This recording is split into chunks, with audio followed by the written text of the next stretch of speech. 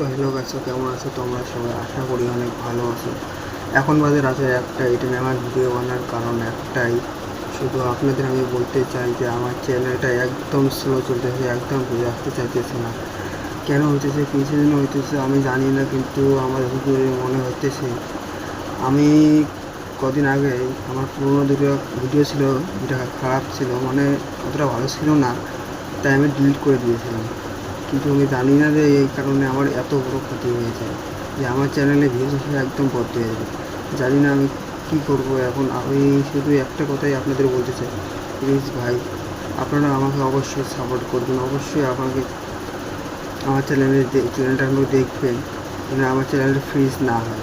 জানি না কেন আমার ভিউজ তো আসতেছেই না। আজকে 3-4 দিন হয়ে গেলে আমার ভিউজ একদম ডাউনে চলতেছে, একদম ভিউজ আসতে চাইতেছে না।